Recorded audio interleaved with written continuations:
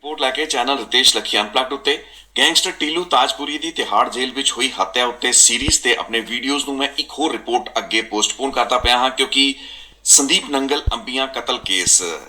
ਕਬੱਡੀ ਖਿਡਾਰੀ ਗਲੈਡੀਏਟਰ ਕਬੱਡੀ ਦਾ ਕਿਹਾ ਜਾਣ ਵਾਲਾ ਉਹ ਸਿਤਾਰਾ ਜੋ 14 ਮਾਰਚ 2022 ਨੂੰ ਕਤਲ ਕਰਤਾ ਗਿਆ ਸੀ ਜਲੰਧਰ ਜ਼ਿਲ੍ਹੇ ਦੇ ਪਿੰਡ ਮੱਲੀਆਂ ਖੁਰਦ ਵਿਖੇ ਉਸ ਹੱਤਿਆਕਾਂਡ ਦੇ ਵਿੱਚ north India circle style kabaddi association ਦੇ ਪ੍ਰਧਾਨ ਸੁਰਜਨ ਸਿੰਘ ਚੱਠਾ ਦੀ ਗ੍ਰਿਫਤਾਰੀ ਦੀ ਖਬਰ ਆ ਚੁੱਕੀ ਹੈ। ਹੁਣ ਤੋਂ ਕੁਝ ਹੀ ਘੰਟੇ ਪਹਿਲਾਂ ਸੁਰਜਨ ਸਿੰਘ ਚੱਠਾ ਨੂੰ ਤੜਕੇ ਸਵੇਰੇ ਜਲੰਧਰ ਪੁਲਿਸ ਵੱਲੋਂ ਗ੍ਰਿਫਤਾਰ ਕੀਤਾ ਗਿਆ ਤੇ ਇਸੇ ਕੇਸ ਦੇ ਵਿੱਚ ਸੁਰਜਨ ਸਿੰਘ ਚੱਠਾ, ਸੁੱਖਾ ਮਾਨ ਅਤੇ ਸ਼ੱਬਾ ਥੇੜਾ ਨੂੰ ਨਾਮਜ਼ਦ ਕਰਨ ਦੀ ਸਭ ਤੋਂ ਪਹਿਲੀ ਖਬਰ ਜਿਹੜੀ ਸੀ ਉਹ ਤੁਸੀਂ ਚੈਨਲ ਰਿਤੇਸ਼ ਲੱਖੀ ਅਨਪਲੱਗਡ ਉੱਤੇ 1 ਸਤੰਬਰ 2022 ਨੂੰ ਸੁਣੀ ਸੀ। ਸੋ ਅੱਜ ਇਸ ਪੂਰੇ ਦੇ ਪੂਰੇ ਘਟਨਾਕ੍ਰਮ ਉੱਤੇ ਗੱਲਬਾਤ ਕਰਾਂਗੇ। ਸੁਰਜਨ ਸਿੰਘ ਚੱਠਾ ਦੀ ਇਸ ਗ੍ਰਿਫਤਾਰੀ ਨੇ ਕਬੱਡੀ ਜਗਤ ਦੇ ਵਿੱਚ ਇੱਕ ਬਹੁਤ ਵੱਡੀ ਤੜਥੱਲੀ ਮਚਾਤੀ ਹੈ। ਤੜਥੱਲੀ ਤਾਂ ਖੈਰ ਉਸੇ ਦਿਨ ਮਚ ਗਈ ਸੀ ਜਿਸ ਦਿਨ ਇਹ ਖਬਰ ਆਪਾਂ ਨਸ਼ਰ ਕੀਤੀ ਸੀ ਕਿ ਸੁਰਜਨ ਸਿੰਘ ਚੱਠਾ, ਸੁੱਖਾ ਮਾਨ ਅਤੇ ਸ਼ੱਬਾ ਥੇੜਾ ਇਸ ਕੇਸ ਦੇ ਵਿੱਚ ਬੁੱਕ ਕਰ ਲਏ ਗਏ ਨੇ ਐਜ਼ ਕੋ ਅਕਿਊਜ਼ਡ। ਉਹਨਾਂ ਨੂੰ ਸੰਦੀਪ ਨੰਗਲ ਅੰਬੀਆਂ ਕੇਸ ਦੇ ਵਿੱਚ ਮਈ ਜਾਂ ਜੂਨ ਦੇ ਮਹੀਨੇ ਦੇ ਵਿੱਚ ਨੋਮੀਨੇਟ ਕੀਤਾ ਗਿਆ ਸੀ, ਲੇਕਿਨ ਇਹ ਜਿਹੜੀਆਂ ਜਾਣਕਾਰੀਆਂ ਸੀ ਪੁਲਿਸ ਨੇ ਪੰਜਾਬ ਸਰਕਾਰ ਵੱਲੋਂ ਕਿਸੇ ਵੀ ਜਨਤਕ ਪੱਧਰ ਉੱਤੇ ਨਸ਼ਰ ਨਹੀਂ ਸੀ ਕੀਤੀਆਂ ਗਈਆਂ। ਸੋ ਅਦਾਲਤ ਦੇ ਵਿੱਚ ਜਦੋਂ ਕਾਰਵਾਈ ਚੱਲਦੀ ਪਈ ਸੀ ਉਸ ਅਦਾਲਤੀ ਰਿਕਾਰਡ ਦਾ ਹਵਾਲਾ ਦੇ ਕੇ ਮੈਂ 1 ਸਤੰਬਰ 2022 ਨੂੰ ਰਿਪੋਰਟ ਬਣਾਈ ਸੀ ਜਿਸ ਦੌਰਾਨ ਇਹ ਖੁਲਾਸਾ ਆਪਾਂ ਕੀਤਾ ਸੀ। ਉਸ ਤੋਂ ਬਾਅਦ ਕਈ ਪ੍ਰਤੀਕਰਮ ਵੇਖਣ ਵਿੱਚ ਮਿਲੇ, ਲੋਕਾਂ ਨੇ ਸਵਾਲ ਵੀ ਚੁੱਕੇ। ਈਵਨ ਸੁੱਖਾ ਮਾਨ ਵਰਗੇ ਜਿਹੜੇ ਲੋਕ ਹੈਗੇ ਨੇ ਇਹ ਕਈ ਹੋਰ ਚੈਨਲਾਂ ਦੇ ਉੱਤੇ ਬੈਠ ਕੇ, ਕਿਉਂਕਿ ਮੇਰੇ ਵੱਲੋਂ ਸਭ ਨੂੰ ਪੇਸ਼ਕਸ਼ ਕੀਤੀ ਗਈ ਸੀ ਸੁਰਜਨ ਸਿੰਘ ਚੱਠਾ ਦੇ ਨਾਲ ਵੀ ਗੱਲਬਾਤ ਕਰਨ ਦੀ ਕੋਸ਼ਿਸ਼ ਕੀਤੀ ਗਈ। ਸ਼ੱਬਾ ਥੇੜਾ ਦੇ ਨਾਲ ਜਿਹੜੀ ਇੰਟਰਵਿਊ ਸੀ ਉਹ ਮੈਂ ਸਤੰਬਰ ਦੇ ਮਹੀਨੇ ਦੇ ਵਿੱਚ ਹੀ ਪ੍ਰਸਾਰਿਤ ਕੀਤੀ ਸੀ, ਤੁਸੀਂ ਉਸ ਇੰਟਰਵਿਊ ਨੂੰ ਸੁਣਿਆ ਵੀ। ਲੇਕਿਨ ਉਸ ਵਕਤ ਬਹੁਤ ਵੱਡੇ ਸਵਾਲ ਖੜੇ ਕੀਤੇ ਗਏ ਸੀ ਕਿ ਕਿਸੇ ਵੀ ਪੁਲਿਸ ਨੇ ਬਿਆਨ ਨਹੀਂ ਦਿੱਤਾ, ਕਿਸੇ ਵੀ ਮੀਡੀਆ ਦੇ ਵਿੱਚ ਪ੍ਰੈਸ ਕਾਨਫਰੰਸ ਜਾਂ ਇੰਟਰਵਿਊ ਦੀ ਸ਼ਕਲ ਦੇ ਵਿੱਚ ਪੰਜਾਬ ਸਰਕਾਰ ਜਾਂ ਪੰਜਾਬ ਪੁਲਿਸ ਦੇ ਕਿਸੇ ਵੀ ਨੁਮਾਇੰਦੇ ਨੇ ਇਹ ਤਿੰਨ ਜਿਹੜੇ ਵੱਡੇ ਅਹੁਦੇਦਾਰ ਮੰਨੇ ਗਏ ਹੈਗੇ ਨੇ ਕਬੱਡੀ ਦੇ, ਕਿਉਂਕਿ ਰਾਇਲ ਜਿਹੜਾ ਕਿੰਗਸ ਕਲੱਬ ਕਬੱਡੀ ਦਾ ਅਮਰੀਕਾ ਦਾ ਹੈ ਉਸ ਨੂੰ ਸ਼ੱਬਾ ਥੇੜਾ ਲੀਡ ਕਰਦੇ ਨੇ। ਓਨਟਾਰੀਓ ਦੀ ਜਿਹੜੀ ਕਬੱਡੀ ਦੀ ਫੈਡਰੇਸ਼ਨ ਹੈ ਉਸ ਦੇ ਨਾਲ ਜੁੜੇ ਹੋਏ ਪਹਿਲਾਂ ਹੀ ਆਪਾਂ ਜ਼ਿਕਰ ਕੀਤਾ ਕਿ ਸਨੋਵਰ ਢਿੱਲੋਂ ਇਸ ਕੇਸ ਦੇ ਵਿੱਚ ਨਾਮਜ਼ਦ ਸਨ। ਸੁੱਖਾ ਮਾਨ ਜਿਹੜੇ ਵਰਲਡ ਕਬੱਡੀ ਡੋਪਿੰਗ ਕਮੇਟੀ ਦੇ ਪ੍ਰਧਾਨ ਵੀ ਰਹੇ ਹੈਗੇ ਨੇ ਤੇ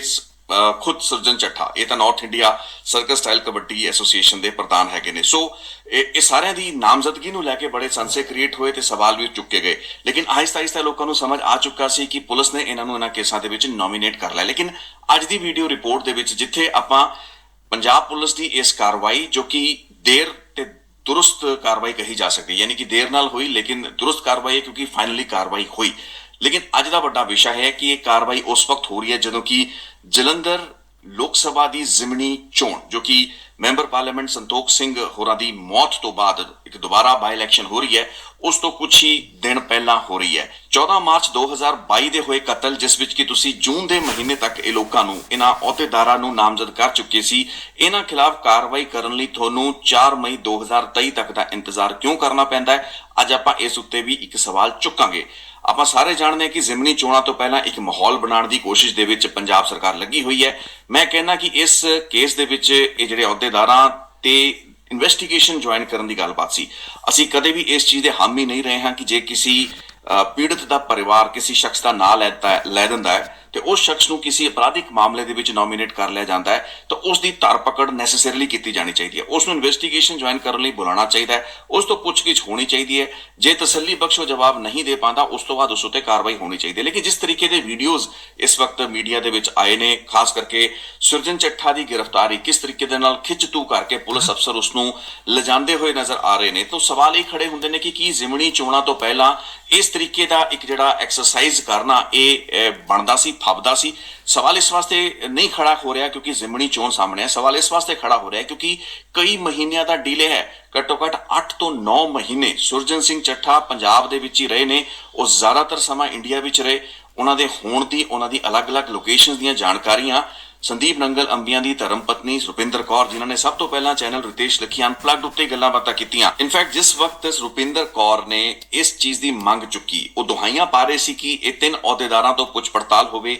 ਇਹਨਾਂ ਨੂੰ ਇਸ ਕੇਸ ਦੀ ਤਫਤੀਸ਼ ਦੇ ਦਾਇਰੇ ਵਿੱਚ ਲਿਆ ਜਾਵੇ। ਉਹਨਾਂ ਨੂੰ ਖੁਦ ਨੂੰ ਇਸ ਚੀਜ਼ ਦਾ ਅੰਦਾਜ਼ਾ ਨਹੀਂ ਸੀ, ਇਸ ਚੀਜ਼ ਦੀ ਜਾਣਕਾਰੀ ਨਹੀਂ ਸੀ। ਕਿਸੇ ਵੀ ਤਫਤੀਸ਼ੀ ਅਫਸਰ ਨੇ, ਪੁਲਿਸ ਦੀਆਂ ਟੀਮਾਂ ਨੇ, ਪੁਲਿਸ ਅਧਿਕਾਰੀ ਜਿਹੜੇ ਕਿ ਪੜਤਾਲਾਂ ਵਿੱਚ ਇਨਵੋਲਵ ਸੀ ਉਹਨਾਂ ਨੇ ਰੁਪਿੰਦਰ ਕੌਰ ਤੇ ਉਹਨਾਂ ਦੇ ਪਰਿਵਾਰ ਯਾਨੀ ਕਿ ਸੰਦੀਪ ਨੰਗਲ ਅੰਬੀਆਂ ਦੇ ਭਰਾ ਉਹਨਾਂ ਦੇ ਪਰਿਵਾਰ ਨੂੰ ਇੱਥੋਂ ਤੱਕ ਜਾਣਕਾਰੀ ਨਹੀਂ ਸੀ ਦਿੱਤੀ ਕਿ ਇਹਨਾਂ ਤਿੰਨਾਂ ਅਹੁਦੇਦਾਰਾਂ ਨੂੰ ਕੇਸ ਦੇ ਵਿੱਚ ਨਾਮਜ਼ਦ ਕਰ ਲਿਆ ਗਿਆ। ਸੋ ਬਹੁਤ ਹੀ ਚੁੱਪ-ਚੁਪੀਤੇ ਇੱਕ ਸ਼ਾਂਤਮਈ ਢੰਗ ਦੇ ਨਾਲ ਪੁਲਿਸ ਨੇ ਕਾਰਵਾਈ ਕੀਤੀ। ਇਸ ਨੂੰ ਸ਼ਾਂਤਮਈ ਨਹੀਂ ਕਹਾਂਗੇ ਬਲਕਿ ਲੁਕਾ ਛੁਪਾ ਕੇ ਇਹਨਾਂ ਦੀ ਨਾਮਜ਼ਦਗੀ ਹੋਈ ਤਾਂ ਕਿ ਮੀਡੀਆ ਦੇ ਵਿੱਚ ਕੋਈ ਖਬਰਾਂ ਨਾ ਨਸ਼ਰ ਹੋਣ ਤੇ ਪਬਲਿਕ ਪੱਧਰ ਉੱਤੇ ਦੁਨੀਆ ਭਰ ਦੇ ਵਿੱਚ ਕਬੱਡੀ ਜਗਤ ਦੇ ਵਿੱਚ ਇੱਕ ਜਿਹੜੀ ਸਨਸਨੀ ਪੈਦਾ ਹੋਣੀ ਸੀ ਇਸ ਖਬਰ ਨੇ ਉਹ ਲੀਕ ਨਾ ਹੋਵੇ, ਪਬਲਿਕ ਨਾ ਹੋਵੇ। ਸੋ ਪੁਲਿਸ ਨੇ ਹਰ ਉਹ ਸੰਭਵ ਕੋਸ਼ਿਸ਼ ਕੀਤੀ ਕਿ ਇਹਨਾਂ ਟੌਪ ਦੇ ਅਹੁਦੇਦਾਰਾਂ ਦੀ ਨਾਮਜ਼ਦਗੀ ਨੂੰ ਲੈ ਕੇ ਜਾਣਕਾਰੀ ਦੇ ਵੇਰਵੇ ਪਰਿਵਾਰ ਦੇ ਨਾਲ ਵੀ ਸਾਂਝੇ ਨਾ ਕੀਤੇ ਜਾਣ। ਜਨਤਕਤਾ ਸਾਂਝੇ ਕਰਨੇ ਵੇਰਵੇ ਬਹੁਤ ਦੂਰ ਦੀ ਗੱਲਬਾਤ ਸੀ। ਲੇਕਿਨ 1 ਸਤੰਬਰ ਨੂੰ ਮੇਰੀ ਪ੍ਰਕਾਸ਼ਿਤ ਰਿਪੋਰਟ ਦੇ ਵਿੱਚ ਜਦੋਂ ਖੁਲਾਸਾ ਕਰਤਾ ਜਾਂਦਾ ਉਸ ਤੋਂ ਬਾਅਦ ਕਬੱਡੀ ਜਗਤ ਦੇ ਵਿੱਚ ਕਈ ਕਿਸਮ ਦੀ ਕਿਆਸ ਸ਼ੁਰੂ ਹੁੰਦੇ ਨੇ। ਲੇਕਿਨ ਉਸ ਤੋਂ ਆਉਣ ਵਾਲੇ ਕਈ ਮਹੀਨੇ ਅਜਿਹੇ ਸਨ ਜਿਸ ਦੌਰਾਨ ਇਹਨਾਂ ਅਹੁਦੇਦਾਰਾਂ ਤੋਂ ਨਾ ਤਾਂ ਇਹਨਾਂ ਨੂੰ ਥਾਣਿਆਂ ਦੇ ਵਿੱਚ ਸ਼ਾਇਦ ਬੁਲਾ ਕੇ ਇਹਨਾਂ ਤੋਂ ਪੁੱਛਗਿੱਛ ਦੀ ਲੋੜ ਮਹਿਸੂਸ ਕੀਤੀ ਗਈ, ਨਾ ਹੀ ਪੁਲਿਸ ਅਧਿਕਾਰੀਆਂ ਨੇ ਇਹਨਾਂ ਦੇ ਖਿਲਾਫ ਕੋਈ ਕਾਰਵਾਈ ਕੀਤੀ। ਤਫਤੀਸ਼ੀ ਅਧਿਕਾਰੀਆਂ ਨੇ ਕਿਹੜੀ ਪੁੱਛਗਿੱਛ ਇਹਨਾਂ ਤੋਂ ਕੀਤੀ, ਪਰਿਵਾਰ ਨੂੰ ਇਸ ਦੇ ਬਾਰੇ ਕੋਈ ਜਾਣਕਾਰੀ ਨਹੀਂ ਸੀ ਤੇ ਕੁਝ ਹਫ਼ਤੇ ਜਾਂ ਮਹੀਨੇ ਪਹਿਲਾਂ ਤੱਕ ਰੁਪਿੰਦਰ ਕੌਰ ਲਗਾਤਾਰ ਇਸ ਚੀਜ਼ ਨੂੰ ਲੈ ਕੇ ਸੰਘਰਸ਼ ਕਰਦੇ ਰਹੇ ਨੇ ਕਿ ਸੱਬਾ ਥਿਆੜਾ ਹੋਣ ਜਾਂ ਫਿਰ ਸੁਰਜਨ ਚੱਠਾ ਹੋਣ ਜਾਂ ਫਿਰ ਸੁੱਖਾ ਮਾਨ ਹੋਣ, ਇਹਨਾਂ ਦੇ ਖਿਲਾਫ ਕਾਰਵਾਈ ਕਦੋਂ ਹੋਏਗੀ। ਯਾਨੀ ਕਿ ਇੱਥੋਂ ਇਹ ਚੀਜ਼ ਤਾਂ ਸਪਸ਼ਟ ਹੁੰਦੀ ਹੈ ਕਿ ਪੁਲਿਸ ਨੇ, ਜਾਂਚ ਅਧਿਕਾਰੀਆਂ ਨੇ ਸ਼ਾਮਲੇ ਤਫਤੀਸ਼ ਇਹਨਾਂ ਅਹੁਦੇਦਾਰਾਂ ਨੂੰ ਕਰਨ ਲਈ, ਖਾਸ ਕਰਕੇ ਸੁਰਜਨ ਚੱਠਾ ਜੋ ਕਿ ਇਹਨਾਂ तमाम ਮਹੀਨਿਆਂ ਦੌਰਾਨ ਭਾਰਤ ਦੇ ਵਿੱਚ, ਪੰਜਾਬ ਦੇ ਵਿੱਚ ਰਹਿ ਰਹੇ ਸਨ, ਵਿਚਰ ਰਹੇ ਸਨ, ਉਹਨਾਂ ਦਾ ਇੱਕ ਚੰਗਾ ਰਾਬਤਾ ਪਹਿਲਾਂ ਤੋਂ ਹੀ ਜਲੰਧਰ ਇਲਾਕੇ ਦੇ ਪੁਲਿਸ ਅਫਸਰਾਂ ਦੇ ਨਾਲ ਰਿਹਾ ਹੈ। ਜਿਹੜੇ ਉਤਲੇ ਅਹੁਦਿਆਂ ਤੇ ਬੈਠੇ ਜਿਹੜੇ ਪੁਲਿਸ ਅਫਸਰ ਸਨ ਇਹਨਾਂ ਦੇ ਨਾਲ north India circle style kabaddi association ਦੇ ਪ੍ਰਧਾਨ ਸੁਰਜਨ ਚੱਠਾ ਦੇ ਬਹੁਤ ਹੀ ਚੰਗੇ ਸੰਬੰਧ ਰਹੇ ਹੈਗੇ ਨੇ। ਸ਼ਾਇਦ ਇਹੀ ਕਾਰਨ ਸੀ ਕਿ ਇਹਨਾਂ ਤੋਂ ਕਦੇ ਪੁੱਛਗਿੱਛ ਨਹੀਂ ਕੀਤੀ ਗਈ, ਇਹਨਾਂ ਤੋਂ ਕਦੇ ਕੋਈ ਪੜਤਾਲ ਨਹੀਂ ਹੋਈ, ਇਹਨਾਂ ਨੂੰ ਸ਼ਾਮਲੇ ਤਫਤੀਸ਼ ਉਸ ਪੱਧਰ ਉੱਤੇ ਕਰਵਾਇਆ ਗਿਆ ਨਹੀਂ ਕਰਵਾਇਆ ਗਿਆ ਇਸ ਬਾਰੇ ਪੁਲਿਸ ਨੇ ਕੋਈ ਵੇਰਵੇ ਸਾਂਝੇ ਨਹੀਂ ਕੀਤੇ ਤੇ ਰੁਪਿੰਦਰ ਕੌਰ ਨੂੰ ਸੜਕਾਂ ਦੇ ਉੱਤੇ ਆ ਕੇ ਮੰਚਾਂ ਤੋਂ ਪਬਲਿਕ ਸੰਬੋਧਨਾਂ ਦੇ ਜ਼ਰੀਏ ਆਪਣੀ ਉਸ ਦੁਖੜੇ ਨੂੰ ਰੋਣਾ ਪਿਆ। ਤਮਾਮ ਵੱਡੇ ਤੇ critic Meet our most affordable Pixel. कहते हुए सुने हैं कि the law should take its own course, यानी कि कानून अपना काम करे, कानून अपना रस्ता खुद लएगा, कोई इंटरफेरेंस नहीं होएगी। लेकिन इन्हां केसां दे विच की जिमनी चोण आण तक दी इंतजार सरकार करदी रही। इस केस दे विच तफ्तीशी एजेंसियां जो कि कई महीने एक कुंभकर्णी नींद सुत्तियां पईयां सी, उन्हां नूं चौधरी संतोख सिंह मैंबर पार्लीमेंट की मौत तो बाद होने वाली इस जिमनी चोण तो कुछ ही दिन पहला इस कार्रवाई करन दी की काली सी, एक बड़ा वड्डा सवाल है। ਤੁਸੀਂ ਕਹਿ ਸਕਦੇ ਹੋ ਕਿ ਆਪਾਂ ਇੱਕ ਪਾਸੇ ਤਾਂ ਡਿਮਾਂਡ ਕਰਦੇ ਹਾਂ ਕਿ ਸੁਰਜਨ ਸਿੰਘ ਚੱਠਾ ਜਾਂ ਫਿਰ ਅਹੁਦੇਦਾਰਾਂ ਦੇ ਖਿਲਾਫ ਕਾਰਵਾਈ ਹੋਵੇ, ਲੇਕਿਨ ਦੂਸਰੇ ਪਾਸੇ ਆਪਾਂ ਸਵਾਲ ਚੁੱਕ ਰਹੇ ਹਾਂ। ਸਵਾਲ ਟਾਈਮਿੰਗ ਦੇ ਉੱਤੇ ਉੱਠਦਾ ਪਿਆ। ਤੁਸੀਂ ਸਮੇਂ ਰਹਿੰਦਿਆਂ ਲੋੜ ਦੇ ਮੁਤਾਬਕ ਜਦੋਂ ਆਪਣੀ ਕਾਰਵਾਈ ਨਹੀਂ ਕੰਮ ਕਰਦੇ ਹੋ, ਆਪਣੀ ਜਿਹੜਾ ਰਾਜ ਧਰਮ ਹੈ, ਚਾਹੇ ਉਹ ਸਰਕਾਰ ਦੀ ਗੱਲ ਹੋਵੇ ਜਾਂ ਕੋਈ ਅਫਸਰ ਜੋ ਕਿ ਕਿਸੇ ਵੀ ਅਹੁਦੇ ਉੱਤੇ ਬੈਠਾ ਹੋਵੇ, ਜਦੋਂ ਆਪਣੀ ਜ਼ਿੰਮੇਵਾਰੀ ਨੂੰ ਪੂਰੀ ਨਿਸ਼ਠਾ ਦੇ ਨਾਲ, ਪੂਰੀ ਇਮਾਨਦਾਰੀ ਦੇ ਨਾਲ ਸਮੇਂ ਰਹਿੰਦਿਆਂ ਹੋਇਆ ਨਹੀਂ ਕਰਦਾ ਤੇ ਸਿਆਸੀ ਮੌਕਿਆਂ ਦੀ, ਸਿਆਸੀ ਮਕਸਦਾਂ ਦੀ ਤੇ ਉਹਨਾਂ ਸਮਿਆਂ ਦੀ ਇੰਤਜ਼ਾਰ ਕਰਦਾ ਹੈ ਜਦੋਂ ਕਿ ਉਸ ਨੂੰ ਉਸਦਾ ਸਭ ਤੋਂ ਜ਼ਿਆਦਾ ਸਿਆਸੀ ਲਾਹਾ ਮਿਲ ਸਕੇ, ਤਾਂ ਫਿਰ ਸਵਾਲ ਉੱਠਦੇ ਹੈਗੇ ਨੇ, ਸਵਾਲ ਬਣਦੇ ਹੈਗੇ ਨੇ ਤੇ ਅਸੀਂ ਉਹ ਸਵਾਲ ਪੁੱਛਾਂਗੇ। ਜਲੰਧਰ ਲੋਕ ਸਭਾ ਸੀਟ ਲਈ ਹੋਣ ਵਾਲੀ ਜ਼ਿਮਨੀ ਚੋਣ ਤੋਂ ਪਹਿਲਾਂ, ਕੁਝ ਦਿਨ ਪਹਿਲਾਂ ਹੋਈ ਇਸ ਕਾਰਵਾਈ ਉੱਤੇ ਸਵਾਲ ਇਸ ਵਾਸਤੇ ਵੀ ਬਣਦਾ ਹੈ ਕਿਉਂਕਿ ਇਸੀ ਜ਼ਿਮਨੀ ਚੋਣ ਤੋਂ ਕੁਝ ਹੀ ਦਿਨ ਪਹਿਲਾਂ ਪ੍ਰਚਾਰ ਦੇ ਵਿੱਚ ਉਤਰਨ ਜਾ ਰਹੇ ਨੇ ਸਰਦਾਰ ਬਲਕੌਰ ਸਿੰਘ, ਸਿੱਧੂ ਮੂਸੇਵਾਲਾ ਦੇ ਪਿਤਾ। ਹੁਣ ਸਿੱਧੂ ਮੂਸੇਵਾਲਾ ਦੇ ਪਿਤਾ ਦਾ ਇਸ ਚੋਣ ਅਖਾੜੇ ਦੇ ਵਿੱਚ ਜਾਣਾ ਇੱਕ ਬਹੁਤ ਹੀ ਕ੍ਰਿਟੀਕਲ ਪੁਆਇੰਟ ਸੀ ਕਿਉਂਕਿ ਸਿੱਧੂ ਮੂਸੇਵਾਲਾ ਕਤਲ ਕੇਸ ਦੇ ਵਿੱਚ ਅਜੇ ਤੱਕ ਨਾ ਹੋਇਆ ਇਨਸਾਫ ਤੇ ਛੋਟੇ-ਮੋਟੇ ਬੰਦੇ ਫੜ ਲਏ ਗਏ ਨੇ, ਲੇਕਿਨ ਵੱਡੇ ਸਾਜ਼ਿਸ਼ਕਾੜੇ ਕਿੱਥੇ ਨੇ, ਮਿਊਜ਼ਿਕ ਜਗਤ ਨਾਲ ਜੁੜੇ ਹੋਏ ਲੋਕਾਂ ਖਿਲਾਫ ਕੀ ਕਾਰਵਾਈ ਹੋਈ ਹੈ, ਮੇਨ ਜਿਹੜਾ ਗੈਂਗਸਟਰ ਗੋਲਡੀ ਬਰਾੜ ਹੈ ਉਸ ਨੂੰ ਕੈਨੇਡਾ ਤੋਂ ਗ੍ਰਿਫਤਾਰ ਕਰਨ ਦੇ ਵਿੱਚ ਸਰਕਾਰ ਤੇ ਪੁਲਿਸ ਕਿਉਂ ਕਾਮਯਾਬ ਨਹੀਂ ਹੈਗੀ, ਤੇ ਉਹ ਅਹੁਦੇਦਾਰ ਜੋ ਕਿ ਸਰਕਾਰ ਦੇ ਵਿੱਚ ਹੀ, ਸਰਕਾਰ ਦਾ ਹਿੱਸਾ ਇਸ ਵਕਤ ਹੈਗੇ ਨੇ, ਜਿਨ੍ਹਾਂ ਨੇ ਸੁਰੱਖਿਆ ਦੀਆਂ ਡਿਟੇਲਸ ਲੀਕ ਕੀਤੀਆਂ, ਉਹਨਾਂ ਦੇ ਖਿਲਾਫ ਅੱਜ ਤੱਕ ਕੀ ਕਾਰਵਾਈ ਕੀਤੀ ਗਈ ਹੈ। ਇਹ तमाम ਉਹ ਸਵਾਲ ਹੈਗੇ ਨੇ ਜਿਨ੍ਹਾਂ ਨੂੰ ਲੈ ਕੇ ਸਰਦਾਰ ਬਲਕੌਰ ਸਿੰਘ ਇਸ ਵਕਤ ਜਲੰਧਰ ਦੇ ਜ਼ਿਮਨੀ ਚੋਣ ਤੋਂ ਪਹਿਲਾਂ ਜੇ ਪਬਲਿਕ ਮੰਚ ਤੇ ਆਉਂਦੇ ਨੇ ਤਾਂ ਸਰਕਾਰ ਲਈ ਕਈ ਦਿੱਕਤਾਂ ਖੜੀਆਂ ਹੋ ਸਕਦੀਆਂ ਨੇ। ਉਸੇ ਸਥਿਤੀ ਦੇ ਵਿੱਚ ਆਪਾਂ ਕਈ ਮੰਚਾਂ ਦੇ ਉੱਤੋਂ ਸਰਦਾਰ ਬਲਕੌਰ ਸਿੰਘ ਅਤੇ ਰੁਪਿੰਦਰ ਕੌਰ, ਸੰਦੀਪ ਨੰਗਲ ਅੰਬੀਆਂ ਦੀ ਜਿਹੜੇ ਧਰਮ ਪਤਨੀ ਹੈਗੇ ਨੇ, ਉਹਨਾਂ ਨੂੰ ਇਕੱਠੇ ਵੀ ਦੇਖਿਆ ਹੈ, ਮੰਚ ਸਾਂਝੇ ਕਰਦੇ ਹੋਏ ਵੀ ਉਹਨਾਂ ਨੂੰ ਵੇਖਿਆ ਗਿਆ ਤੇ ਉਹਨਾਂ ਨੂੰ ਆਪਸ ਦੇ ਵਿੱਚ ਇੰਗਲੈਂਡ ਦਾ ਜਿਹੜਾ ਦੌਰਾ ਹੋਇਆ ਸੀ ਸਰਦਾਰ ਬਲਕੌਰ ਸਿੰਘ ਦਾ, ਉਸ ਦੌਰਾਨ ਦੋਵਾਂ ਪਰਿਵਾਰਾਂ ਨੂੰ ਆਪਸ ਦੇ ਵਿੱਚ ਇੱਕ ਦੂਸਰੇ ਦੇ ਨਾਲ ਦੁੱਖ ਸਾਂਝਾ ਕਰਦੇ ਹੋਏ ਵੀ ਵੇਖਿਆ ਗਿਆ, ਜਦੋਂ ਕਿ ਦੋਹੇ ਪਰਿਵਾਰ ਵਿਰੋਧੀ ਗੈਂਗਸ ਦਾ ਨਿਸ਼ਾਨਾ ਬਣੇ, ਯਾਨੀ ਕਿ ਇਹਨਾਂ ਦੇ ਜਿਹੜੇ ਜੀ ਸੀ ਸਿੱਧੂ ਮੂਸੇਵਾਲਾ ਤੇ ਸੰਦੀਪ ਨੰਗਲ ਅੰਬੀਆ। ਹੁਣ ਇੱਥੇ ਸਵਾਲ ਇਹ ਖੜਾ ਹੁੰਦਾ ਹੈ ਕਿ ਜੇ ਜਲੰਧਰ ਜ਼ਿਮਨੀ ਚੋਣਾਂ ਤੋਂ ਪਹਿਲਾਂ ਸਰਦਾਰ ਬਲਕੌਰ ਸਿੰਘ ਅਤੇ ਰੁਪਿੰਦਰ ਕੌਰ ਇਕੱਠੇ ਹੋ ਜਾਂਦੇ, ਮੱਲੀਆਂ ਖੁਰਦ ਪਿੰਡ ਕਹਿ ਲਈਏ ਜਾਂ ਫਿਰ ਸੰਦੀਪ ਨੰਗਲ ਅੰਬੀਆਂ ਦਾ ਆਪਣਾ ਪਿੰਡ ਕਹਿ ਲਈਏ, ਇਹ ਸਾਰੇ ਦੇ ਸਾਰੇ ਉਹ ਇਲਾਕੇ ਹੈਗੇ ਨੇ ਜੋ ਕਿ ਦੁਆਬੇ ਦੀ ਇਸ ਹੌਟ ਲੋਕ ਸਭਾ ਸੀਟ ਦਾ ਗੜ ਹੈਗੇ ਨੇ। ਇੱਥੋਂ ਵੋਟਾਂ ਦੇ ਨਫੇ ਨੁਕਸਾਨ ਨੂੰ ਦੇਖਦਿਆਂ ਹੋਇਆਂ ਕਿ ਇਹ ਜਿਹੜੀ 4 ਮਈ ਦੀ ਕਾਰਵਾਈ ਕੀਤੀ ਗਈ ਹੈ ਬੜਾ ਵੱਡਾ ਸਵਾਲ ਹੈ। ਤੇ ਬੜੇ ਦੁੱਖ ਦੀ ਗੱਲ ਇਹ ਹੈ ਕਿ ਠੀਕ ਹੈ, ਇੱਕ ਪਾਸੇ ਅਸੀਂ ਸਰਕਾਰ ਦੀ ਜਾਂ ਤਫਤੀਸ਼ੀ ਏਜੰਸੀਆਂ ਦੀ ਇਸ ਕਾਰਵਾਈ ਦੀ ਪ੍ਰੌੜਤਾ ਇਸ ਵਾਸਤੇ ਕਰਦੇ ਹਾਂ ਕਿਉਂਕਿ ਇਨਵੈਸਟੀਗੇਸ਼ਨ ਤਾਂ ਕਈ ਮਹੀਨੇ ਪਹਿਲਾਂ ਹੋ ਚੁੱਕੀ ਹੋਣੀ ਚਾਹੀਦੀ ਸੀ। ਸੁਰਜਨ ਚੱਠੇ ਨੂੰ ਤੁਸੀਂ ਇਸ ਤਰੀਕੇ ਦੇ ਨਾਲ ਗ੍ਰਿਫਤਾਰ ਕਰਨਾ ਕਿੰਨਾ ਸਹੀ ਵਾਜਬ ਹੈ ਜਾਂ ਨਹੀਂ ਹੈ, ਇਹ ਇੱਕ ਵੱਖਰਾ ਵਿਸ਼ਾ ਹੈ। ਲੇਕਿਨ ਉਹਨਾਂ ਨੂੰ ਤਫਤੀਸ਼ ਦੇ ਵਿੱਚ ਇੱਕ ਡੀਸੈਂਟ ਤਰੀਕੇ ਦੇ ਨਾਲ ਜੁਆਇਨ ਕਰਵਾਇਆ ਜਾ ਸਕਦਾ ਸੀ, ਪੁੱਛਗਿੱਛ ਕੀਤੀ ਜਾ ਸਕਦੀ ਸੀ, ਉਸ ਤੋਂ ਬਾਅਦ ਉਹਨਾਂ ਦੀ ਗ੍ਰਿਫਤਾਰੀ ਜੇ ਲੋੜ ਬਣਦੀ ਸੀ ਤਾਂ ਪਾਈ ਜਾ ਸਕਦੀ ਸੀ। ਇਸ ਤਰੀਕੇ ਦੇ ਨਾਲ ਬਾਹਰ ਬੈਠੇ ਸੱਬਾ ਥੇੜਾ ਨੇ ਜਦੋਂ ਸਤੰਬਰ ਦੇ ਵਿੱਚ ਮੈਨੂੰ ਇੰਟਰਵਿਊ ਦਿੱਤੀ ਸੀ, ਉਹਨਾਂ ਨੇ ਕਿਹਾ ਵੀ ਉਹਨਾਂ ਨੂੰ ਇਸ ਚੀਜ਼ ਦਾ ਪਤਾ ਨਹੀਂ, ਉਲਟਾ ਉਹਨਾਂ ਨੇ ਆਪਣੀ ਸਥਾਨਕ ਪੁਲਿਸ ਏਜੰਸੀਆਂ ਨੂੰ ਇਸ ਚੀਜ਼ ਦੀ ਸੂਚਨਾ ਦੇਣ ਦੀ ਗੱਲ ਤੱਕ ਮੇਰੇ ਇੰਟਰਵਿਊ ਦੇ ਵਿੱਚ ਕਹੀ ਸੀ ਕਿ ਮੈਨੂੰ ਤਾਂ ਇਸ ਬਾਰੇ ਕੋਈ ਨਹੀਂ ਪਤਾ, ਲੇਕਿਨ ਜੇ ਮੇਰੇ ਖਿਲਾਫ ਕੋਈ ਸਾਜ਼ਿਸ਼ ਇਸ ਤਰੀਕੇ ਦੀ ਹੋ ਰਹੀ ਹੈ ਤਾਂ ਮੈਂ ਇੱਥੋਂ ਦੀ ਲੋਕਲ ਪੁਲਿਸ ਨੂੰ ਦੱਸਾਂਗਾ ਕਿ ਇਸ ਤਰੀਕੇ ਦੀਆਂ ਖਬਰਾਂ ਮੇਰੇ ਬਾਰੇ ਪ੍ਰਚਾਰੀਆਂ ਜਾ ਰਹੀਆਂ ਨੇ। ਕਿ ਕਿਸੇ ਨਾ ਕਿਸੇ ਤਰੀਕੇ ਦੇ ਨਾਲ ਉਹਨਾਂ ਦੇ ਮਨ ਦੇ ਵਿੱਚ ਇੱਕ ਸ਼ਿਕਾਇਤ ਸੀ ਮੇਰੀ ਉਸ ਖਬਰ ਦੇ ਪ੍ਰਤੀ, ਜਿਸ ਵਿੱਚ ਕਿ ਮੈਂ ਇਹਨਾਂ ਲੋਕਾਂ ਦੀ ਨਾਮਜ਼ਦਗੀ ਨੂੰ ਲੈ ਕੇ ਜਨਤਕ ਕੀਤੇ ਸੀ ਉਹ ਸਾਰੇ ਦੇ ਸਾਰੇ ਵੇਰਵੇ। ਲੇਕਿਨ ਹੁਣ ਇਸ ਵਕਤ ਸਵਾਲ ਇਹ ਹੈ ਕਿ ਜ਼ਿਮਨੀ ਚੋਣ ਤੋਂ ਪਹਿਲਾਂ ਦੀ ਜਿਹੜੀ ਟਾਈਮਿੰਗ ਹੈ ਕਿ ਇੱਕ ਪੋਲੀਟੀਕਲ ਐਕਸਪੀਡੀਐਂਸੀ ਹੈ ਜਾਂ ਫਿਰ ਆਪਾਂ ਕਹੀਏ that the law is actually taking its own course, ਕਿ ਕਾਨੂੰਨ ਵਾਕਈ ਆਪਣਾ ਰਸਤਾ ਅਖਤਿਆਰ ਕਰਦਾ ਪਿਆ ਹੈ। ਅਜਿਹੀਆਂ ਤਫਤੀਸ਼ਾਂ ਦੇ ਵਿੱਚ ਜਿੱਥੇ ਕਿ ਤੁਸੀਂ ਕਈ ਮਹੀਨੇ ਕਾਰਵਾਈ ਨਾ ਕੀਤੀ ਹੋਵੇ, ਤੁਹਾਡਾ ਇਨਐਕਸ਼ਨ ਬੋਲਦਾ ਹੋਵੇ, ਪੀੜਤ ਪਰਿਵਾਰ ਰੋਂਦੇ ਪਿੱਟਦੇ ਰਹੇ ਹੋਣ, ਉਹਨਾਂ ਕੇਸਾਂ ਦੇ ਵਿੱਚ ਹੁਣ ਚੋਣਾਂ ਤੋਂ ਕੁਝ ਦਿਨ ਪਹਿਲਾਂ ਜਿਹੜੀ ਤੁਹਾਡੀ ਐਕਟਿਵਿਜ਼ਮ ਹੈ, ਜਿਹੜਾ ਐਕਟਿਵ ਮੋਡ ਦੇ ਵਿੱਚ ਤੁਸੀਂ ਆ ਜਾਂਦੇ ਹੋ ਤੇ ਵੈਸੇ ਤੁਸੀਂ ਪੌਜ਼ ਮੋਡ ਤੇ ਰਹਿੰਦੇ ਹੋ, ਲੇਕਿਨ ਚੋਣਾਂ ਜਦੋਂ ਆਉਂਦੀਆਂ ਨੇ ਤੁਸੀਂ ਐਕਟਿਵ ਮੋਡ ਦਾ ਬਟਨ ਦੱਬ ਦਿੰਦੇ ਹੋ ਤੇ ਪੂਰੀ ਦੀ ਪੂਰੀ ਜਿਹੜੀ ਤਸਵੀਰਾਂ ਵੀ ਬਣਨੀਆਂ ਸ਼ੁਰੂ ਹੋ ਜਾਂਦੀਆਂ ਨੇ, ਖਿੱਚਧੂ ਵੀ ਹੋਣੀ ਸ਼ੁਰੂ ਹੋ ਜਾਂਦੀ ਹੈ। ਇਸ ਕੇਸ ਦੇ ਵਿੱਚ ਸੁਰਜਨ ਸਿੰਘ ਚੱਠਾ ਦੀ ਗ੍ਰਿਫਤਾਰੀ ਤੋਂ ਕੀ ਪ੍ਰਾਪਤੀਆਂ ਹੋਣਗੀਆਂ, ਇਸ ਤਫਤੀਸ਼ ਦੇ ਵਿੱਚ ਕਿੱਡੀ ਕੁ ਮਦਦ ਮਿਲੇਗੀ, ਕਿ ਉਹਨਾਂ ਦੇ ਨਾਲ ਦੇ ਜਿਹੜੇ ਕੋ ਅਕਿਊਜ਼ਡ ਹੈਗੇ ਨੇ ਸੁੱਖਾ ਮਾਨ ਜਾਂ ਫਿਰ ਸੱਬਾ ਥੇੜਾ, ਹੁਣ ਗੱਲਬਾਤ ਉਹਨਾਂ ਤੱਕ ਵੀ ਆਏਗੀ। ਸੰਦੀਪ ਨੰਗਲ ਅੰਬੀਆਂ ਕੇਸ ਦੀ ਜਿਹੜੀ ਤਫਤੀਸ਼ ਹੈ ਉਸ ਦੇ ਵਿੱਚ ਜਿਹੜੇ ਮੇਨ ਸ਼ੂਟਰ ਅਜੇ ਤੱਕ ਕਾਬੂ ਨਹੀਂ ਆਏ ਹੈਗੇ ਨੇ। ਮੈਂ ਪਹਿਲਾਂ ਵੀ ਜ਼ਿਕਰ ਕਰ ਚੁੱਕਾ ਕਿ ਹੈਰੀ ਮੌੜ ਯਾਨੀ ਕਿ ਹੈਰੀ ਬਠਿੰਡਾ ਤੇ ਹੈਰੀ ਰਾਜਪੁਰਾ, ਇਹ ਦੋ ਗੈਂਗਸਟਰ ਹੈਗੇ ਨੇ ਜਿਨ੍ਹਾਂ ਨੇ ਐਕਚੁਅਲ ਦੇ ਵਿੱਚ ਗੋਲੀਆਂ ਚਲਾਈਆਂ। ਪੁਲਿਸ ਨੇ, ਮੈਂ ਬਿਆਨ ਪੜ੍ਹ ਰਿਹਾ ਸੀ ਪੁਲਿਸ ਦਾ, 11 ਕੁੱਲ ਮੁਲਜ਼ਮ ਇਸ ਕੇਸ ਦੇ ਵਿੱਚ ਗ੍ਰਿਫਤਾਰ ਕੀਤੇ ਨੇ। ਉਹਨਾਂ ਨੇ ਇਹ ਵੀ ਦਾਅਵਾ ਕੀਤਾ ਕਿ ਸਾਰੇ ਵੈਪਨ ਤੇ ਹਥਿਆਰ ਜਿਹੜੇ ਹੈਗੇ ਨੇ ਰਿਕਵਰ ਹੋ ਚੁੱਕੇ ਨੇ, ਲੇਕਿਨ ਮੇਰੀ ਜਾਣਕਾਰੀ ਦੇ ਮੁਤਾਬਕ ਕਿ ਜਿਹੜਾ ਮੇਨ .30 ਦਾ ਜਿਹੜਾ ਵੈਪਨ ਹੈ, ਪਿਸਟਲ ਹੈ, ਜਿਸ ਦੇ ਨਾਲ ਸੰਦੀਪ ਨੰਗਲ ਅੰਬੀਆਂ ਨੂੰ ਸਭ ਤੋਂ ਜ਼ਿਆਦਾ ਗੋਲੀਆਂ ਹੈਰੀ ਬਠਿੰਡੇ ਯਾਨੀ ਕਿ ਹੈਰੀ ਮੌੜ ਨੇ ਮਾਰੀਆਂ, ਉਹ ਵੈਪਨ ਅਜੇ ਤੱਕ ਵੀ ਸ਼ਾਇਦ ਇਸ ਇਨਵੈਸਟੀਗੇਸ਼ਨ ਦਾ ਹਿੱਸਾ ਨਹੀਂ ਬਣ ਸਕਿਆ। ਸੋ ਇਹ ਮੇਨ ਸ਼ੂਟਰ ਅਜੇ ਫੜੇ ਜਾਣੇ ਬਾਕੀ ਨੇ। ਜਿਹੜੇ ਦੋ ਸੋ ਕਾਲਡ ਕਥਿਤ ਸਾਜ਼ਿਸ਼ਕਾੜੇ ਹੈਗੇ ਨੇ ਅਲੋਂਗ ਵਿਦ ਸੁਰਜਨ ਚੱਠਾ, ਉਹ ਇਸ ਵਕਤ ਕੈਨੇਡਾ ਤੇ ਅਮਰੀਕਾ ਦੇ ਵਿੱਚ ਬੈਠੇ ਨੇ। ਇਹਨਾਂ ਕੇਸਾਂ ਦੇ ਵਿੱਚ ਸੁਰਜਨ ਸਿੰਘ ਚੱਠਾ ਦੀ ਗ੍ਰਿਫਤਾਰੀ ਤੋਂ ਕੁਛ ਨਾ ਕੁਛ ਤਾਂ ਅੱਗੇ ਚਲੋ ਪੜਤਾਲ ਵਧੇਗੀ, ਇਸ ਚੀਜ਼ ਨੂੰ ਆਪਾਂ ਮੰਨ ਕੇ ਚੱਲ ਸਕਦੇ ਹਾਂ। ਲੇਕਿਨ ਇਸ ਚੀਜ਼ ਦੀ ਕੀ ਗਾਰੰਟੀ ਹੈ ਕਿ ਚੋਣਾਂ ਖਤਮ ਹੁੰਦੇ ਹੀ ਜਾਂ ਚੋਣਾਂ ਤੋਂ ਬਾਅਦ ਇਸ ਕੇਸ ਦੇ ਵਿੱਚ ਜਿਹੜੀ ਸਕਰੀਅਤਾ ਪੁਲਿਸ ਜਾਂ ਸਰਕਾਰ ਦਿਖਾ ਰਹੀ ਹੈ ਉਹ ਉਵੇਂ ਹੀ ਬਰਕਰਾਰ ਰੱਖੇਗੀ। ਜਿਹੜੀ ਸੁਹਿਰਦਤਾ ਕਈ ਮਹੀਨਿਆਂ ਦੌਰਾਨ ਪੁਲਿਸ ਦੇ ਵਿੱਚ, ਸਥਾਨਕ ਪੁਲਿਸ ਜਿਸ ਨੇ ਇਸ ਮਾਮਲੇ ਦੀ ਤਫਤੀਸ਼ ਕੀਤੀ ਹੈ ਜਾਂ ਫਿਰ ਸਰਕਾਰਾਂ ਦੇ ਪੱਖੋਂ ਨਹੀਂ ਦੇਖੀ ਗਈ, ਉਹ ਚੋਣਾਂ ਤੋਂ ਕੁਝ ਦਿਨ ਪਹਿਲਾਂ ਦਿਸਦੀ ਹੈ ਤੇ ਚੋਣਾਂ ਖਤਮ ਹੋਣ ਤੋਂ ਬਾਅਦ ਉਸ ਦਾ ਕੀ ਹਸ਼ਰ ਹੋਏਗਾ, ਕੀ ਇਹ ਕੇਸ ਲੌਜੀਕਲ ਕੰਕਲੂਜਨ ਤੱਕ ਯਾਨੀ ਕਿ ਸਿੱਟੇ ਤੱਕ ਪਹੁੰਚਾਏ ਜਾ ਸਕਣਗੇ, ਇਹ ਬੜੇ ਵੱਡੇ ਸਵਾਲ ਨੇ। ਇੱਕ ਹੋਰ ਜਿਹੜਾ ਅਹਿਮ ਕੁਐਸਚਨ ਖੜਾ ਹੁੰਦਾ ਹੈ ਉਹ ਸਾਡੀ ਪੋਲੀਟੀਕਲ ਐਕਸਪੀਡੀਐਂਸੀ, ਸਾਡੀ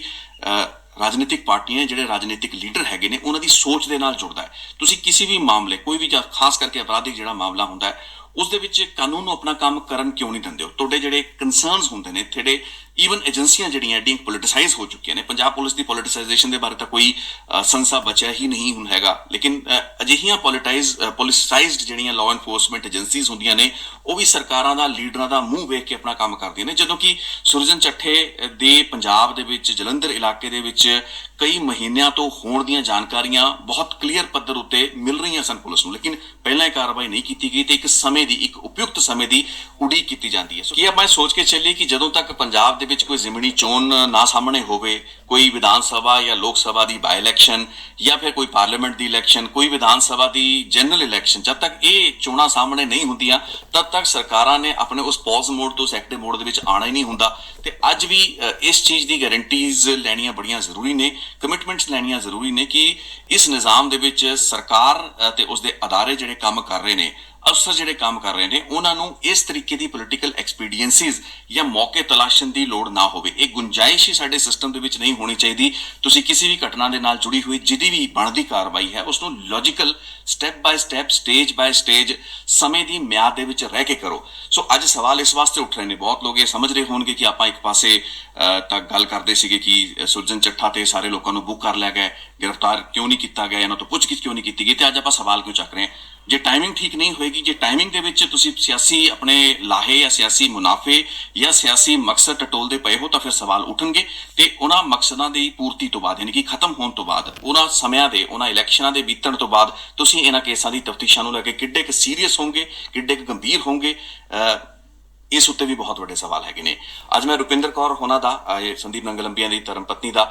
ਇੱਕ ਬਿਆਨ ਸੁਣ ਰਿਹਾ ਸੀ, ਜਿਸ ਵਿੱਚ ਉਹਨਾਂ ਨੇ ਦੱਸਿਆ ਕਿ ਮੁੱਖ ਮੰਤਰੀ ਸਰਦਾਰ ਭਗਵੰਤ ਮਾਨ ਹੋਣਾ ਦੀ ਧਰਮ ਪਤਨੀ ਡਾਕਟਰ ਗੁਰਪ੍ਰੀਤ ਕੌਰ ਦੇ ਨਾਲ ਉਹਨਾਂ ਦੀ ਮੁਲਾਕਾਤ ਹੋਈ, ਜਿਸ ਵਿੱਚ ਕਿ ਉਹਨਾਂ ਨੇ ਸੰਦੀਪ ਨੰਗਲੰਬੀਆਂ ਕਤਲ ਕੇਸ ਦੇ ਵਿੱਚ ਇਨਸਾਫ ਦਾ ਭਰੋਸਾ ਜਿਹੜਾ ਸੀ ਦਵਾਇਆ ਤੇ ਉਸ ਤੋਂ ਕੁਝ ਹੀ ਦਿਨ ਬਾਅਦ ਇਹ ਕਾਰਵਾਈ ਹੋ ਜਾਂਦੀ ਹੈ। ਜੇ ਸ਼ਕਤੀਸ਼ਾਲੀ ਲੀਡਰਾਂ ਜਾਂ ਮੁੱਖ ਮੰਤਰੀ ਦੇ ਰਿਸ਼ਤੇਦਾਰਾਂ ਦੇ ਦਖਲ ਤੋਂ ਬਾਅਦ ਹੀ ਐਡੇ ਗੰਭੀਰ, ਸੰਜੀਦਾ ਤੇ ਸੈਂਸਿਟਿਵ ਮਰਡਰ ਕੇਸਾਂ ਦੀ ਇਨਵੈਸਟੀਗੇਸ਼ਨਸ ਨੇ ਅੱਗੇ ਵਧਣਾ ਹੈ ਜਾਂ ਮੈਂ ਕਹਾਂਗਾ ਕਿ ਸਰਕਣਾ ਹੈ, ਤਾਂ ਫਿਰ ਬੇਸ਼ੱਕ ਸੰਦੀਪ ਨੰਗਲੰਬੀਆਂ ਦਾ ਪਰਿਵਾਰ, ਉਹਨਾਂ ਦੇ ਫੈਨ, ਰਿਸ਼ਤੇਦਾਰ, ਦੁਨੀਆ ਭਰ ਦੇ ਵਿੱਚ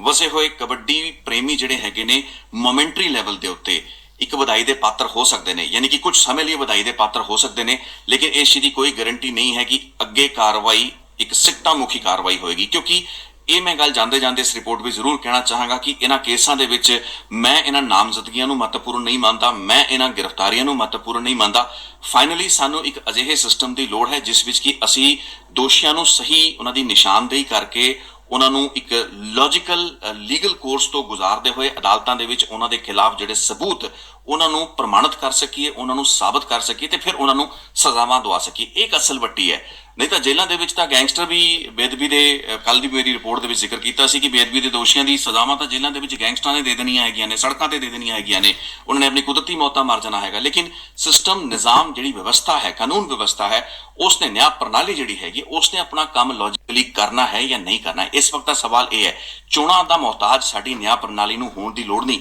ਅਜਿਹੇ ਪੁਲਿਸ ਅਫਸਰ, ਮੈਂ ਜਲੰਧਰ ਰੂਰਲ, ਜਲੰਧਰ ਦਿਹਾਤੀ ਦਾ ਇਲਾਕਾ, ਪੂਰਾ ਦਾ ਪੂਰਾ ਇਲਾਕਾ ਜਲੰਧਰ ਅੰਮ੍ਰਿਤਸਰ ਰੂਰਲ ਦਾ ਇਲਾਕਾ ਹੈ ਜਿੱਥੇ ਕਿ ਜਿਹਨਾਂ ਏਰੀਆਜ਼ ਦੇ ਵਿੱਚ ਘਟਨਾਵਾਂ ਹੋਈਆਂ, ਮੈਂ ਇੱਥੇ ਦੇ ਪੁਲਿਸ ਅਫਸਰਾਂ ਨੂੰ ਵੀ ਇੱਕ ਬੇਨਤੀ ਕਰਨਾ ਚਾਹਾਂਗਾ ਕਿ ਪੋਲੀਟੀਕਲ ਐਕਸਪੀਡੀਐਂਸੀ ਨੂੰ ਧਿਆਨ ਵਿੱਚ ਰੱਖ ਕੇ ਹੋਏ ਆਪਣੀ ਜਿਹੜੀਆਂ ਕਾਰਵਾਈਆਂ, ਤੁਸੀਂ ਸਮੇਂ-ਸਮੇਂ ਤੇ ਤੁਹਾਡਾ ਟੌਪ ਗੇਅਰ ਲੱਗ ਜਾਂਦਾ ਤੇ ਉਸ ਤੋਂ ਬਾਅਦ ਤੁਸੀਂ ਲੋ ਗੇਅਰ ਦੇ ਵਿੱਚ, ਪੌਜ਼ ਮੋਡ ਦੇ ਵਿੱਚ ਆ ਜਾਂਦੇ ਹੋ, ਇਹ ਚੀਜ਼ਾਂ ਬੰਦ ਹੋਣੀਆਂ ਚਾਹੀਦੀਆਂ ਨੇ। ਕਾਰਵਾਈਆਂ ਲੌਜੀਕਲ, ਕਿਸੇ ਵੀ ਕ੍ਰਿਮੀਨਲ ਇਨਵੈਸਟੀਗੇਸ਼ਨ ਨੂੰ ਉਸ ਦੇ ਇੱਕ ਲੌਜੀਕਲ ਮੁਕਾਮ ਤੱਕ ਪਹੁੰਚਾਉਣ ਲਈ ਇੱਕ ਪ੍ਰੋਫੈਸ਼ਨਲ ਇਨਵੈਸਟੀਗੇਸ਼ਨ ਦੀ ਲੋੜ ਹੈ। ਅਦਾਲਤਾਂ ਦੇ ਵਿੱਚ ਇਹ ਲੋਕਾਂ ਨੂੰ ਸਜ਼ਾਵਾਂ ਦਿਵਾਉਣ ਜਾਂ ਇਹਨਾਂ ਦੇ ਖਿਲਾਫ ਜਿਹੜੇ ਚਾਰजेस ਸਾਬਿਤ ਕਰਨਾ, ਕਿਸੇ ਪਰਿਵਾਰ ਦੇ ਦਬਾਅ ਵਿੱਚ ਆ ਕੇ ਜੇ ਇਨਵੈਸਟੀਗੇਸ਼ਨਾਂ ਤੁਸੀਂ ਸ਼ੁਰੂ ਕਰਦੇ ਹੋ, ਲੋਕਾਂ ਨੂੰ ਨਾਮਜ਼ਦ ਕਰਦੇ ਹੋ, ਫਿਰ ਤੁਹਾਨੂੰ ਉਹਨਾਂ ਦੇ ਜਨਤਕ ਵੇਰਵੇ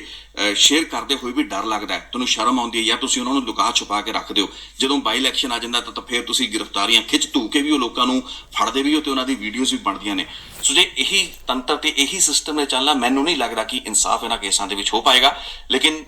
ਫਾਈਨਲੀ ਜੇ ਫਾਈਨਲ ਵਰਡ ਪੁੱਛੋ, ਇੱਕ ਤਸੱਲੀ ਦੀ ਗੱਲ ਜ਼ਰੂਰ ਹੈ ਕਿ ਇਸ ਕੇਸ ਦੇ ਵਿੱਚ ਠੀਕ ਹੈ, ਰਾਜਨੀਤਿਕ ਮਕਸਦ ਦੇ ਕਾਰਨ ਹੀ ਸਹੀ ਕਾਰਵਾਈ ਥੋੜੀ ਜਿਹੀ ਅੱਗੇ ਤੁਰੀ ਹੈ, ਲੇਕਿਨ ਲੌਂਗ ਟਰਮ ਤੱਕ, ਦੂਰ ਤੱਕ ਇਹ ਕਾਰਵਾਈ ਅੱਗੇ ਜਾਏਗੀ, ਇੱਕ ਸਿੱਟਾ ਮੁਖੀ ਕਾਰਵਾਈ ਹੋਏਗੀ। ਇਸ ਗੱਲ ਨੂੰ ਲੈ ਕੇ ਮੇਰੇ ਮਨ ਦੇ ਵਿੱਚ ਅਜੇ ਵੀ ਬੜੇ ਵੱਡੇ ਸੰਸ਼ੇ ਬਾਕੀ ਹੈਗੇ ਨੇ। ਸੋ ਜੇ ਅੱਗੇ ਆਉਣ ਵਾਲੇ ਦਿਨਾਂ ਦੇ ਵਿੱਚ ਵੇਖਾਂਗੇ, ਆਉਣ ਵਾਲੇ ਦਿਨ, ਹਫ਼ਤੇ, ਮਹੀਨਿਆਂ ਦੇ ਵਿੱਚ ਇਹ ਤਫਤੀਸ਼ ਤੇ ਇਹ ਜਿਹੜੀ ਸਕਰੀਅਤਾ ਪੁਲਿਸ ਦੀ ਇਸ ਕਾਰਵਾਈ ਦੇ ਵਿੱਚ ਆਈ ਹੈ, ਕਿੰਨੀ ਕੁ ਕੌਨਸੀਕੁਐਂਸ਼ੀਅਲ